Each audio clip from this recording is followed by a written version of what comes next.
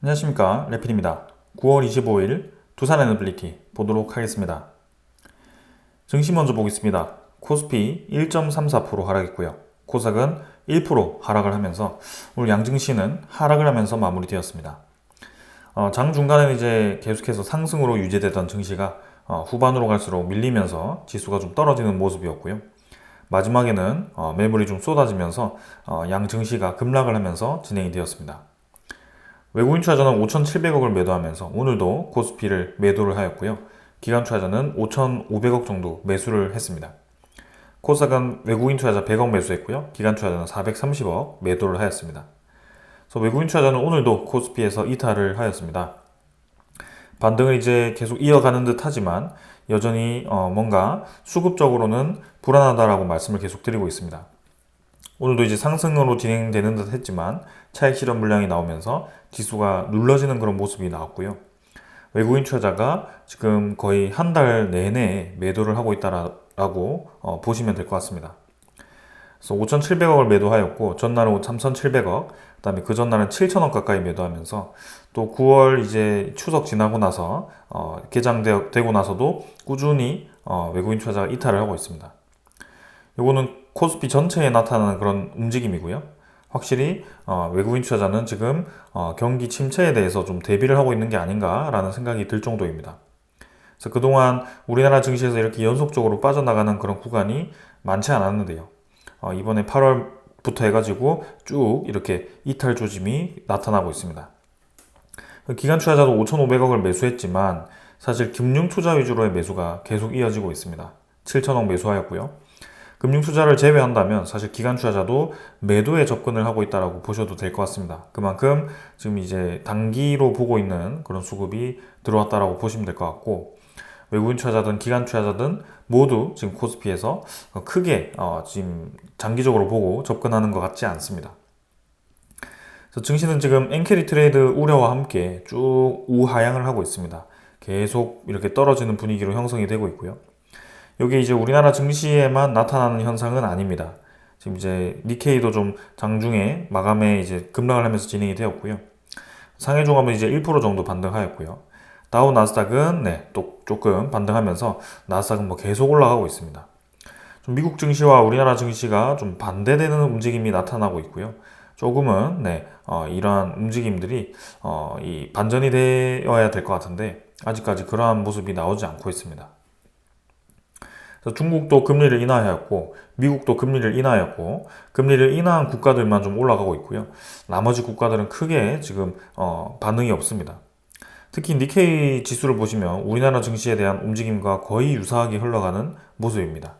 그만큼 지금 우리나라 증시도 그런 엔캐리 트레이드 청산에 대한 우려감과 그 다음에 경기 침체에 대한 우려를 걱정하고 있다고 보시면 될 것 같습니다. 그래서 외국인 투자자가 지금 단기간에 들어오지 않을 거라고 좀 보여지고요. 그래서 힘든 시장이 계속 이어지고 있습니다. 코스닥도 지금 759포인트로 다시 떨어졌고요. 쌍바닥 다지면서 이제 우하향 그림이 또 나타나고 있습니다. 고점이 점점 낮아지는 형태로 진행이 되고 있고요. 이러한 이제 증시에 대한 흐름이 나온 것 자체가 뭔가 이제 장기적인 지수에 대한 하락으로 좀 연결되는 건 아닌가 그런 우려감이 있습니다. 이미 이제 트리거는 당겨졌습니다. 일본에 대한 금리는 올라가고 그다음에 미국에 대한 금리는 낮아집니다. 그래서 그 양방향으로 향하는 그러한 움직임 자체가 계속해서 엔캐리 트레이드 청산에 대한 우려감을 나타낼 수밖에 없고요. 지금 일본에 대한 은행이 금리를 보류를 하긴 했지만 결국에는 미국에 대한 금리가 더 가속하게 떨어졌을 경우에는 우리에게 큰 타격이 올 수도 있습니다. 그래서 그러한 부분들을 우리가 체크를 해봐야 될 것 같고, 특히 지금 일본 증시와 우리나라 증시가 유사하게 지금 흘러간다라는 흐름 자체가 상당히 좀 이제 기분 나쁜 흐름입니다. 그래서 언제든지 이제 침체 신호가 나타나거나 그 다음에 금리 인하에 대한 신호, 그 다음에 일본의 금리 인상에 대한 신호가 나오면 우리나라 증시는 다시 한번 급락을 할 수 있는 그런 분위기가 형성될 수 있다. 이렇게 생각을 하시면 될 것 같습니다. 그 다음에 외국인 투자자는 오늘 뭐 코스닥은 크게 매도하지 않았고 매수 조금 했고요. 기관 투자자는 430억 매수했는데 뭐 크게 중요해 보이지 않습니다. 그래서 금융 투자 위주로의 매수는 계속 이어지고 있고 지금 우리나라 증시는 굉장히 수급적으로 좋지 않은 방향으로 진행되고 있습니다. 환율은 3원 정도 올랐고요. 1332원으로 진행 중입니다. 그래서 바닥 라인 다지고 이제 좀 반등을 위한 준비가 진행되고 있는데 확실히 이제 환율이 더 뭐 급격하게 올라가지는 않고 있습니다. 그래서 FOMC에 대해서 추가 금리 인하가 나온다면 환율은 점점 떨어지는 방향으로 진행될 거고요. 그런 부분들은 어떻게 흘러가는지 한번 체크를 해보겠습니다. 일단 최근에 이제 중동에 대한 전쟁에 대한 위기감으로 그런 이 원유에 대한 가격, 천연가스에 대한 가격이 좀 급등을 하면서 좀 이 불안한 모습을 보이고 있고요. 우리나라 이제 이런 환율도 어떻게든 이제 또 올라갈 수 있는 그런 이 불확실성이 높아지면 아무래도 환율이 올라가죠. 그런 부분들이 좀 있기 때문에 한번 그러한 것들도 체크를 해볼 필요가 있겠습니다. 일단 국제유가는 71달러, 그 다음에 천연가스는 2.8달러 수준으로 진행 중이고요. 어제와 거의 유사한 가격으로 형성 중입니다. 선물 지표는 미국 증시가 약하게 좀 조정을 받고 있고 유럽 증시도 오늘은 크게 상승 없이 비슷하게 보합 수준으로 진행 중입니다. 10년물 국채금리는 어제보다 좀 떨어져서 진행 중이고요. 3.75%로 어제와 비슷하죠. 3.8%나 3.75%나.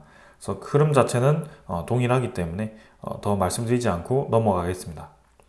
그래서 지금은 가장 중요한 것은 이제 미국에 대한 금리 인하에 대한 폭이 얼마나 이제 빠르게 될 건가, 거기에 맞춰서 일본에 대한 은행이 어떠한 반응을 보이는가, 그리고 지금 이제 우리나라를 떠나서 이제 글로벌에 대한 그런 경기 침체에 대한 우려감이 나타날 수 있기 때문에 그러한 부분들도 좀 고려를 해야 된다. 그래서 금리 인하 신호가 썩 그리 좋기만 하지는 않다. 금리 인하가 나타내는 것은 또 좀 더 넘어가서 본다면, 좀 더 멀리 본다면 결국에는 경기 침체가 오기 전에 금리 인하를 하는 것이기 때문에 잘못하면 경기 침체가 올 수 있는 그런 확률이 높은 시간이다 라고 생각을 할 수도 있습니다. 그게 금리 인하의 초기라고 보시면 될 것 같고요. 금리 인하가 서서히 진행되어서 꽤나 오래 진행되었다면 그런 우려감은 없겠지만 지금 딱 이 시기가 고금리에서 이제 금리가 떨어지는 그런 이 변곡점이기 때문에 그 변곡점에서 지금 당장에서야 시장에 충격은 없었지만 그 변곡점이 의미하는 바가 앞으로 나타날 수 있는 침체 신호라면 앞으로 6개월 뒤에 나타날 수 있는 그런 부분들을 우리는 좀 이제 대안을 마련해야 된다. 그래서 그러한 것들을 좀 지켜보면서 대응해 보겠습니다. 자, 오늘 여기까지 하고 종목으로 넘어가도록 하겠습니다. 두산에너빌리티 보겠습니다. 오늘 60원 하락했고요. 18,100원으로 0.3% 떨어져서 마감되었습니다. 자, 오늘 코스피가 마지막에 급락을 하면서 두산에너빌리티도 장중에 이제 반등을 하던 추세가 좀 꺾이면서 하락으로 진행이 되었고요. 거래량이 워낙 없었기 때문에 오늘 상승하든 하락하든 크게 마찬가지 의미 없었습니다. 일별 거래량은 230만 주로 더 줄어서 진행되었고요. 이틀 합쳐봤자 500만 주 채 되지 않습니다. 그래서 100원 정도 떨어졌고요. 마찬가지입니다. 지금 거래량도 부족하고 거래에 대한 폭도 부족하고 전체적으로 좀 멈추어 있는 그림이 계속 이어지고 있습니다. 이 테마 전체도 지금 움직임은 별로 없었고요. 일단 전체적인 증시 분위기가 좋지 않았기 때문에 좀 이렇게 형성이 되었다. 특별하게 두산에너빌리티에 대한 움직임을 오늘 더 볼만한 것은 없었습니다. 투자 수급은 외국인 투자자는 27,000주 매수했고요.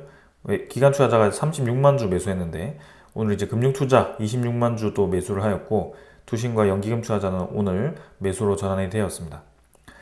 특별하게 많은 수급이 없었기 때문에 중요해 보이지 않고요. 금융 투자에 대한 이 매수세도 사실 언제든지 빠져나갈 수 있는 수급이고 코스피 전체에서 금융 투자가 많은 매수를 진행하고 있기 때문에 별로 우리에게 와닿지 않는 수급입니다. 일단 코스피 전체에서 외국인 투자자가 아주 크게 빠져나가고 있는 추세가 계속되고 있는데 두산에너빌리티에서는 그렇게 많이 빠져나가고 있지 않다라는 점에서 그나마 위안을 삼아도 될 것 같습니다. 차트는 더 볼 필요가 없죠. 비슷한 형태에서 그래서 이제 121선 근처에서 횡보를 좀 시키고 있고요. 쌍바닥 찍고 이제 61선 돌파하면서 위로 치고 나갈지 그런 것들을 좀 지켜볼 필요가 있겠습니다. 자, 그 다음에 이제 공매도 잔고 한번 살펴보도록 하겠습니다. 공매도 잔고는 152만 주까지 잔고가 늘어났고요. 140만 주에서 한 12만 주 정도 증가하였습니다. 그래서 150만 주까지 지금 공매도 잔고가 늘어난 점. 전체적인 수치는 뭐 큰 변화라고 보기는 어렵기 때문에 일단 추세 정도만 계속 살펴보겠습니다. 결국에는 줄어들다가 다시 늘어났기 때문에 크게 중요해 보이지는 않습니다. 그 다음 대차잔고도 한번 같이 보겠습니다. 대차잔고도 최근에는 변화가 별로 없죠. 그래서 특별한 움직임이 없기 때문에 대차잔고는 체결 상황 거의 지금 나타나지 않았는데요. 사실 뭐 상위 종목에 오늘 위치하지 않았기 때문에 거의 뭐 유사하게 진행되었을 겁니다. 그래서 1270만 주 정도로 진행되었을 것 같고요. 거래원에 대한 움직임도 지금 뭐 특별하게 변화 없었습니다. 중복되는 수급 없었고요. 상세 물량은 추정 물량 대비 당일 물량이 조금 작았습니다. 그래서 27,000주 정도 플러스로 20.99% 보유율 유지하고 있습니다. 그래서 뭐 외국인 투자자는 21%대로 유지하고 있고요. 뭐 크게 지금은 주목할 만한 이벤트는 없었습니다. 자, 그래서 오늘 뭐 기술적인 부분은 이 정도로 가볍게 보고 넘어가도록 하겠습니다. 자, 그 다음에 이제 오늘 준비한 소식들을 전해드릴 건데요. 일단 먼저 전해드릴 소식은 두산에너빌리티가 또 오늘 공시를 냈습니다. 자, 한동안 이제 조용하다 했죠. 근데 이제 합병에 대한 정정 회사 분할 결정에 대한 공시를 또 하였습니다. 일단 뭐 크게 정정된 건 없습니다. 결국에는 2024년 9월 25일에 우리 일정대로였으면 주주총회가 열렸어야 됩니다. 근데 오늘이 이제 9월 25일이었고요. 아무래도 이 9월 25일에 주주총회가 열렸어야 되는데 열리지 않아서 지금 이제 그 기간을 변경하는 공시로 냈던 것 같고요. 지금 내용을 좀 살펴보면 일단 초록색으로 된 글자가 수정된 글자입니다. 그래서 분할 합병에 대한 일정이 기준일이 주주 확정 기준일이 원래 7월 29일에서 10월 10일로 정정이 되었습니다. 이 주주 확정 기준일 자체는 결국에는 합병을 참여하기 위해서는 일단 7월 11일과 그 다음에 7월 12일까지 들고 있었어야 되고, 그리고 그 이후에도 꾸준히 들고 있어서 원래는 이제 7월 29일까지도 들고 갔어야 되는데 지금은 그게 더 길어져 갖고 10월 10일까지 가야 된다. 그러니까 이 3달 동안 두산에너빌리티를 들고 계셨던 분들에게만 지금 이제 합병에 대한 그런 반대 의사를 표현할 수가 있는 그런 상황입니다. 10월 10일로 또 밀린 그런 상황이고, 근데 그거 말고는 이제 반대 의사 표시 접수라든지 주주총회, 임시 주주총회라든지 주식 매수 청구권 행사 기간이라든지 이러한 일정들이 모두 미정입니다. 그래서 아무래도 그 합병에 대한 정정을 하기 위해서 뭔가 고심을 하고 있는데, 합병 철회를 하기보다는 일단은 주주 확정 기준일을 좀 뒤로 밀어놓고 추가로 수정하겠다, 이런 의미로 좀 받아들여집니다. 그래서 일단 주주 확정 기준일이 정해지긴 했지만 언제든지 이 합병에 대한 철회는 가능해 보이고요. 아직까지 구체적인 일정도 나오지 않았고, 그 외에 뭐 비율이라든지 부채 승계라든지 이러한 것들이 모두 아직 수정되지 않았기 때문에 사실 뭐 크게 오늘 중요한 공시였다라고 보기는 어려워 보입니다. 그래서 아무래도 두산에너빌리티 입장에서도 지금 이 합병이 사회적인 이슈가 되고 있는 것도 잘 알고 있을 거고요. 지금 이 합병 외에도 사실상 이제 체코 원전에 대한 그런 이 수주가 정말 이제 경제성이 있느냐, 수주를 할 수 있느냐, 이러한 것부터 지금 이제 우리나라 집안 싸움이 시작되고 있는데, 그렇게 불확실성이 큰 상황에서 또 이런 이슈를 던지기가 쉽지는 않아 보입니다. 그런 체코 원전에 대한 공격을 받기 전에 이미 이 합병에 대해서 굉장히 부정적인 인식을 많이 주었고, 금감 원장이 직접 이제 발언을 계속할 정도로 그만큼 합병이 비합리적이었다라고 볼 수밖에 없습니다. 그래서 결국에는 이제 원전에 대한 투자금 마련을 하기 위해서 합병을 진행한다고는 하지만 그 합병에 대한 최종 결과가 두산 로보틱스 아래에 두산 밥켓이 자회사로 들어가는 것이기 때문에 그 모양새 자체가 좋지 않다라는 거죠. 그래서 그러한 부분들을 우리는 계속 좀 이제 불확실성을 떠안고 좀 간다라는 점에서 상당히 좀 힘들지만 지금은 그 어떠한 것도 결정되지 않은 것 같습니다. 그래서 주후 일정이 아직 나오지 않았고 합병에 대한 그런 이 정정이 어떻게 되는지도 나오지 않았기 때문에 주주총회 일자가 주주 기준일이 10월 10일 정도구나. 그냥 꾸준히 그냥 들고 가면 되겠구나. 이렇게 생각하시면 되겠습니다. 자, 그러면 이제 여기서 질문이 하나 있겠죠. 이렇게 주주 확정 기준일이 밀리게 되면 매수 청구권이 2890원이었는데 그게 가격이 어떻게 되느냐, 기준일이 바뀌는 게 아니냐, 이렇게 생각하실 수도 있습니다.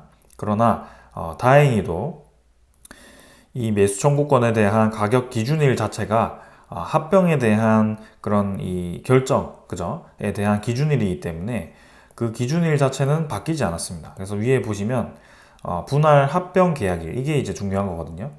요게 바뀌었다면 이제 매수 청구권이 가격이 바뀌겠죠. 왜냐하면 그 기간, 평균하는 기간이 바뀌니까요.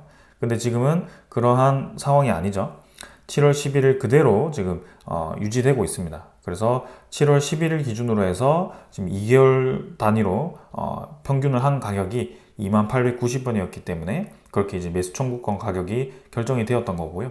그렇게 매수 청구권 가격은 그대로 유지되고 있다. 그래서 우리가 지금 가격에서 굳이 팔 이유 없이 매수 청구권 가격에 팔고 싶다면 꾸준히 지금 7월 11일부터 지금까지 매도 없이 가져가셨어야 되고 지금 주주 기준일이 10월 10일 이후로도 지금 꾸준히 계속 그 매도는 없이 지속이 되어야 됩니다. 그래서 지금 10월 10일이 기준일이라고 한다면 좀 일정이 내년으로까지도 밀릴 수 있을 걸로 보여지는데 과연 이제 어떻게 될 건지는 한번 계속 체크를 해보겠습니다. 그래서 결국에는 두산이 이렇게 합병을 밀어붙인다고 한다면 우리가 받아들일 수 있을 정도로 이 합병안을 제안을 한다라고 하면 결국에는 저번에 말씀드렸던 두산밥켓을 떼가는 그런 금액 자체를 우리에게 더 유리하게, 두산 에너빌리티에게 유리하게 더 크게 쳐달라라는 거죠.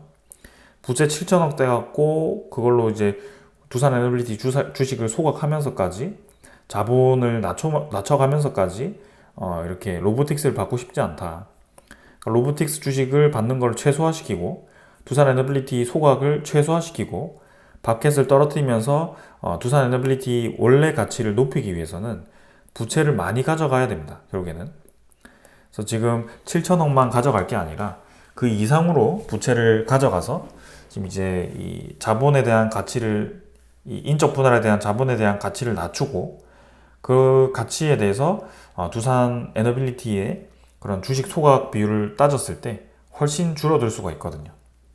그래서 그러한 부분이 일단 필요해 보이고, 혹은 만약에 이제 부채를 그대로 가져가더라도 로보틱스를 준다고 했을 때 그 31주를 주는 게 아니고 1000주를 없애고 31주를 줄 게 아니라 그 이상의 훨씬 많은 주식수를 줘야 되겠죠.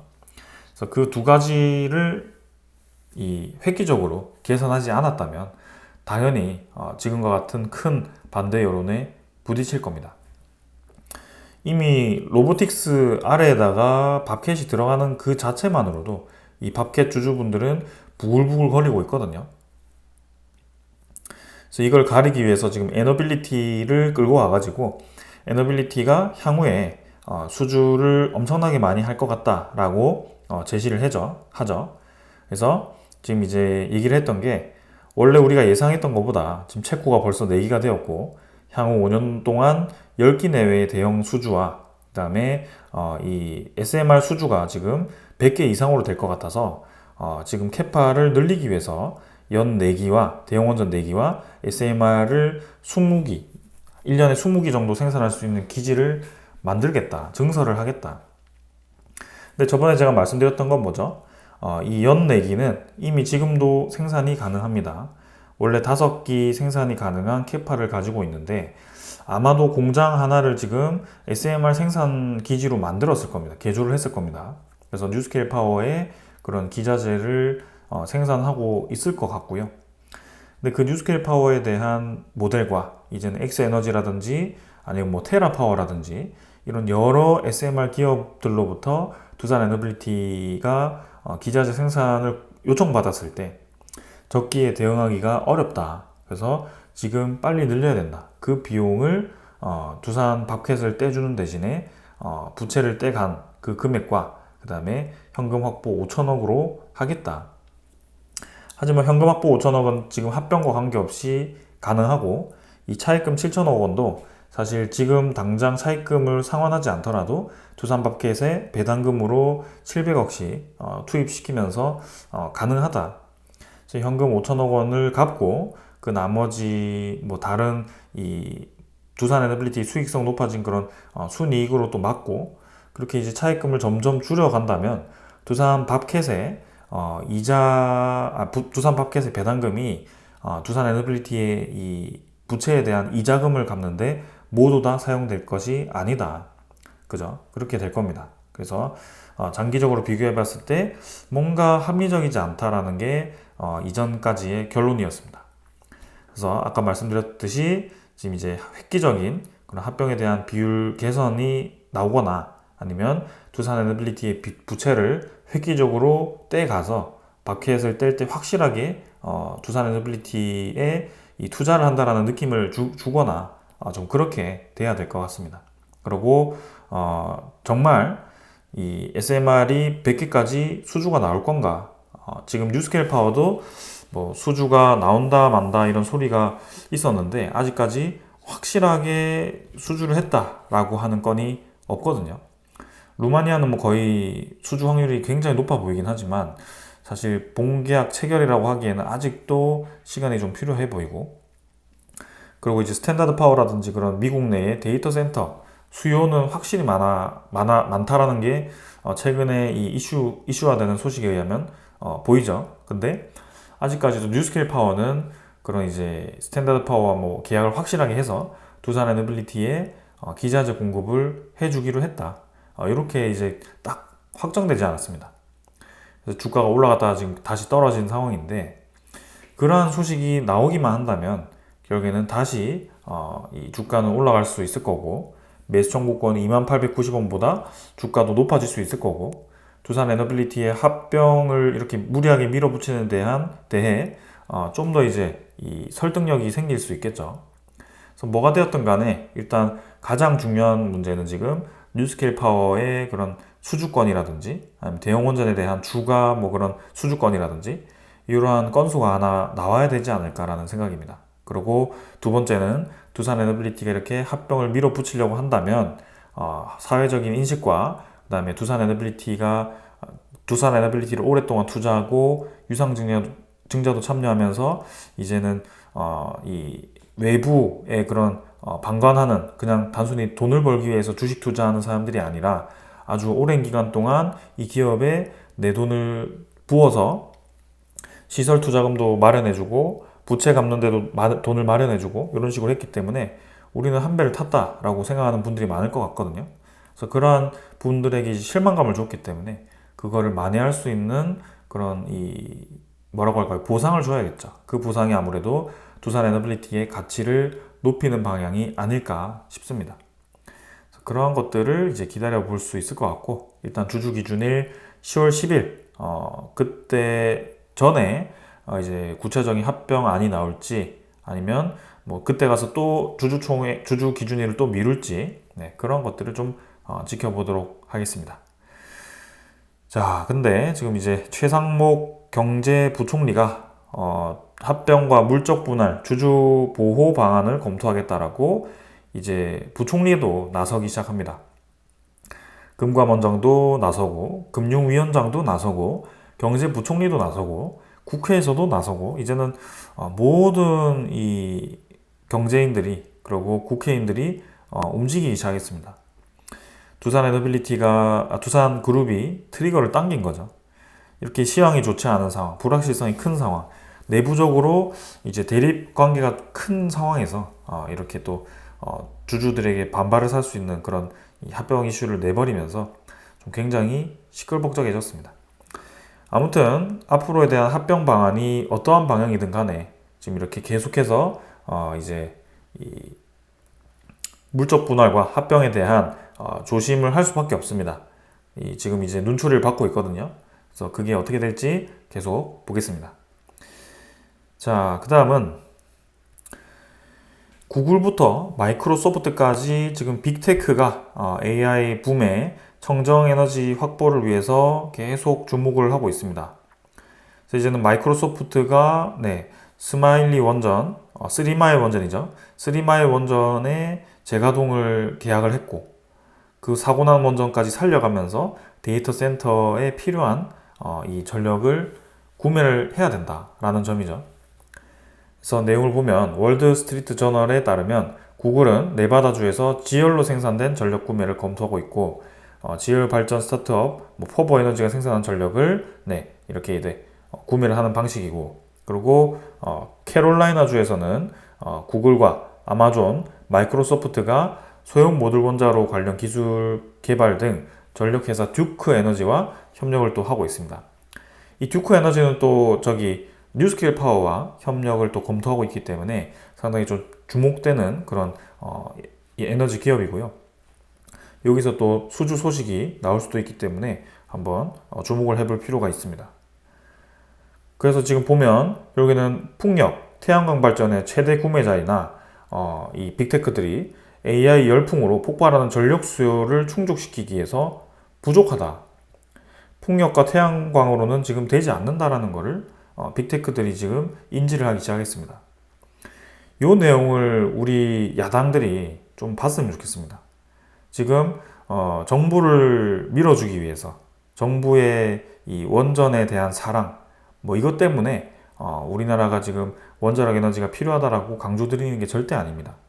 결국에는 지금 이 AI 산업 시대, 앞으로 첨단 산업 시대가 왔을 때 풍력과 태양광으로는 되지 않는다라는 것을 지금 이 빅테크들 그리고 가장 산업이 앞서 나가 있는 미국에서 이미 인지를 시작했고 SMR 개발을 그렇게 많은 기업들을 모아다가 지원금을 주고 그런 비싼 이 대형보다 열 효율도 낮지 않아서 훨씬 이제 메가와트당 건설 비용이 비싼데도 왜 계속 투자를 할까? 이거를 이해를 해야 됩니다.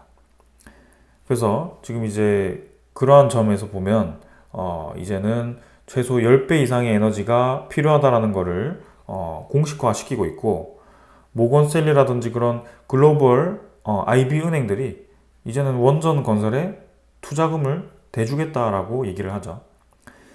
가장 약삭 빠르고 가장 이 돈 냄새 잘 맡고 시장에 대한 시황 분석 잘하는 은행들이죠. 모건스탠리, 골드만삭스 이런 세계적인 은행들이 돈 되지도 않는 산업에 투자를 하겠습니까?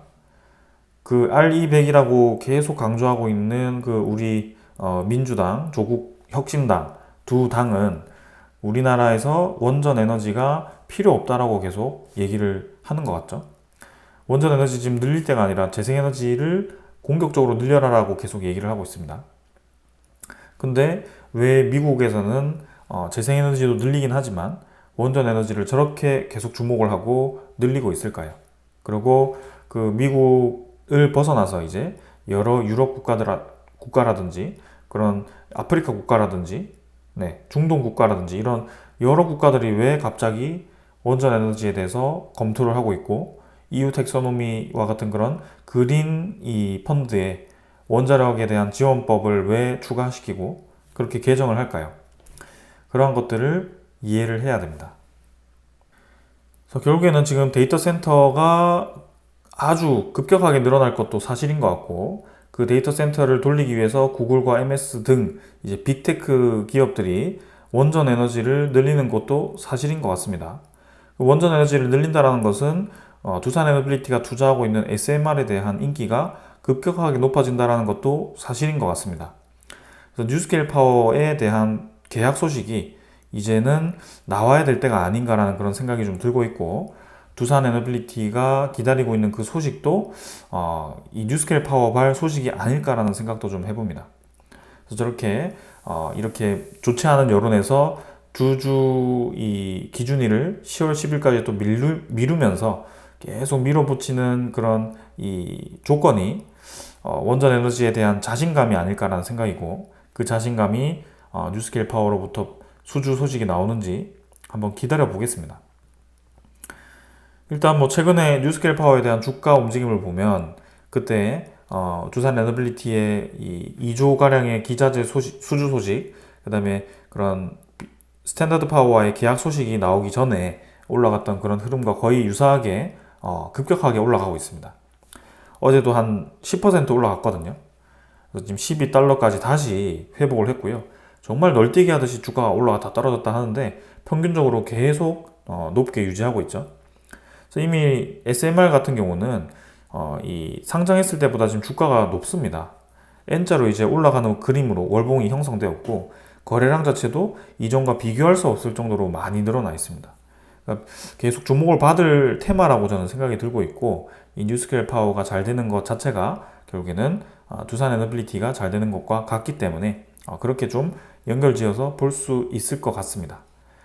자, 그래서 뉴스케일 파워가 이제 두산 에너빌리티에 선물 보따리를 줄지 아니면 계속 이제 불확실한 그런 이 이슈를 또 공격받아서 또 두산 에너빌리티 주가를 누르는 역할을 해서 또 이제 좋지 않은 영향을 줄지 한번 기다려 보도록 하겠습니다. 지금의 흐름은 나빠 보이지는 않습니다. 자, 그 다음은 이제 체코 원전에 대한 그런 계속해서 덤핑 가격이다. 수출에 대한 지재권 소송으로 진행하지 못한다. 그러한 내용들을 이제 이렇게 정동욱 교수라고 해서 원전에 대한 정통한 그런 이 분이 상세하게 이렇게 인터뷰를 하였습니다. 결론적으로는 덤핑이 아니다라고 다시 한번 설명을 한 거고요. 덤핑이라는 용어 자체는 우리나라에서 생산하는 가격보다 싸게 팔았을 때 그게 덤핑이라고 되는 거고, 그 덤핑 가격으로 이제 들어왔을 때는 유럽에서 혹은 미국에서 그 부품에 대해서 관세를 엄청나게 때리죠. 왜냐하면 그 싸게 들어온 부품이 자국 내에 있는 제조 이 기술력을 가진 그런 기업들을 다 망가뜨리기 때문입니다. 그래서 그때 이제 덤핑이라는 얘기를 쓰는 거지, 우리나라는 지금 우리 이 나라 자체에서 짓는 건설비가 2개 짓는데 11조밖에 들지 않습니다. 근데 그거를 지금 24조에 납품한다라고 하니까 덤핑이 될 수가 없죠. 만약에 지금 우리나라가 의도적으로 지금 우리나라 국가에서 30조 짓는 비용이었는데 유럽에 수출할 때 엄청나게 싸게 24조 무리하게 해가지고 싸게 들어갔다라고 하면 유럽 전체라든지 미국 쪽에서 가만히 있겠습니까? 그거를 이제 관세를 매겨야 된다부터 해가지고 정부에 대한 그런 이 공정하지 않은 지원이 있었다라는 그런 내용들이 있을 겁니다. 그래서 우리도 중국과 비슷하게 계속 공격을 받을 테지만 지금 그러한 상황이 아니라는 거죠. 덤핑이라고 볼 수가 없고, 어제도 말씀드렸고 계속 말씀드리지만 지금 24조라는 금액이 다른 유럽의 프로젝트라든지 중동 프로젝트라든지 이런 많은 프로젝트를 비교해 봤을 때 그렇게 싼 프로젝트 금액이 아닙니다. 웨스팅하우스가 뭐 벡텔사라든지 그런 미국 자회사끼리 이렇게 건설했을 때는 당연히 건설 비용이 비싸겠지만, 그 건설사만 이제 현대건설을 바꿨을 때 그 현대건설과 웨스팅하우스가 합작한 불가리아 코줄로두이 원전이 18조밖에 되지 않거든요. 2개 짓는데. 그것만 보더라도 이 건설 비용이 얼마나 차이 나는지 비교할 수가 있을 겁니다. 이런 것들이 이제 우리나라 내부에서 계속 공격을 하니까 참 어처구니가 없는 상황이고요. 뭐 문제 제기를 해서 나중에 있을 그런 이 위험들을, 리스크들을 미리 점검한다라고 표현을 하는 분들도 있는데, 그 리스크를 점검하기 위해서 이렇게 좀 예방하자라는 차원에서 이렇게 의견 제시를 한다라기보다는 그냥 한마디로 딴지를 걸고 있는 거죠. 수출을 깎아내리기 위해서 우리나라 원전 산업이 수출을 결국에는 못해서 산업에 대한 경쟁력을 잃고, 우리나라 내부에도 그렇게 경쟁력을 잃어야지만 지을 수 없으니까 지금 건설 잘하고 있고 기업 경쟁력 높으니까 내부에서 계속 잡소리가 나오잖아요. 재생에너지 늘리려고 하니까 굳이 싼 에너지원 잘 짓는 거 왜 안 하냐라고 하니까 할 말이 없거든요. 그러니까 근본적으로 계속 저렇게 공격을 하는 겁니다. 그렇게 문제 제기를 하는 사람들이 하는 짓거리들이 지금 국회에다가 지금 기업인들 불러다가 이제는 본인들이 주장하는 그런 억지 주장들에 대해서 맞는지 소환을 하겠다. 참 그것부터가 좀 이해가 안 되고요. 그리고 이제는 금융투자세를 통해서 우하향이 되면 코스피에 인버스를 투자하라 라는 발언까지 하는 의원이 있을 정도입니다. 그러니까 정말 한마디로 질러보고 대안이 없다라는 거죠. 이 야당이 지금 주장하는 것들 자체가 모두 다 체코 원전에 대한 수주가 덤핑이 아니면 어떻게 할 거냐, 체코 원전에 대한 지재권이 지금 크게 문제 없다면 어쩔 거냐, 미국과 우리나라가 협의를 잘해서 결국엔 3월에 본계약을 하면 어떻게 할 거냐라는 거에 대해서 대책이 없습니다. 결국에는 그때는 그랬고 지금 뭐 잘 됐으면 좋은 거지 뭐 하고 넘어갈 거고, 금투세도 마찬가지. 저렇게 우하향해서 인버스 투자하면 되지 뭐 라는 식으로 그냥 얼버무려 넘겨버리는 거죠. 그게 어떻게 이 경제를 이해하고 있는 사람들이라고 우리가 판단을 할 수 있을까요? 경제에 대해서 정말 잘 모르는 채로 진짜 한마디로 반대를 위한 반대 의견을 억지로 지금 계속 찍어내서 생산하는 건 아닌가라는 의심을 할 수밖에 없는 정황인 것 같습니다. 자, 아무튼 지금 중요한 것은 이러한 점들이 아니고 우리 내부에 있는 반대 의견이 좀 더 논리적이었으면 좋겠다. 그 논리가 공개적인 비판으로 지금 잘 모르시는 분들이 헷갈리게 계속 언론 플레이를 할 게 아니라 수치를 가지고 와서 그 수치대로 따지고 들어야 되고, 그 수치를 따질 때도 근거 없는 그런 손실에 대한 이 의견을 사실인 것 마냥 떠들지 말기를 바라겠습니다. 그리고 당연히 또 이제 견적가 까라고 하고 이 비용이 현실적인지 자료를 제시하라고 하겠지만, 우리나라가 본계약하기 전까지 그 자료를 제시할 수도 없을 뿐더러 다른 국가들과 이제 추가 수주를 검토하는 상황에서 그 가격이 오픈되면 어떻게 되겠습니까? 그거는 오픈할 수가 없거든요. 그러한 점들을 계속 이용을 해서 물고 뜯을 겁니다. 근데 한 가지 방법은 이렇게 투자를 하고 우리 구독자분들과 이런 분들이 좀 이제 똑똑해져서 이러한 이 비판과 이러한 상황들이 굉장히 불합리하구나 라는 것을 알고 계시면 좋을 것 같습니다. 자, 그 다음에 이제 두산 에너빌리티가 가지고 있는 자회사, 두산 렌체스죠. 독일에 있는 자회사입니다. 상당히 이제 오랜만에 듣는 이름인데요. 이제 폐자원 에너지화 플랜트로 좀 이름을 많이 알렸습니다. 독일 쪽에 지금 폐자원 에너지화 플랜트를 많이 납품을 하였는데, 이번에 2020년에 수주했던 1200억 원 규모의 딘스라켄 WT 플랜트 사업이 지금 이제 가동이 시작되었습니다. 그래서 이산화탄소에 대한 절감이 기대가 되면서 추가적인 이런 폐자원 에너지화 건설에 대한 또 긍정적인 신호가 켜졌다. 그러니까 친환경 에너지라고 하면 두산 에너빌리티가 계속 수행하고 있고 차세대 에너지원에 빠질 수 없는 기업이기 때문에 우리가 이렇게 이 기업에 중독된 게 아닐까라는 생각입니다. 결국에는 중독을 떠나서 우리가 바라보고 있는 산업에 대한 방향은 맞아 보이고요. 성장하는 상황이 보이고 있기 때문에 기다리고 있는 거고, 우리가 그 기다린 만큼 좀 보상을 줄 수 있도록, 그리고 우리가 믿은 만큼 보상을 줄 수 있도록 두산 에너빌리티 경영진과 그다음에 우리나라의 그런 산업이 좀 잘 진행되었으면 좋겠습니다. 자, 오늘 여기까지 하고 마무리하겠습니다. 감사합니다.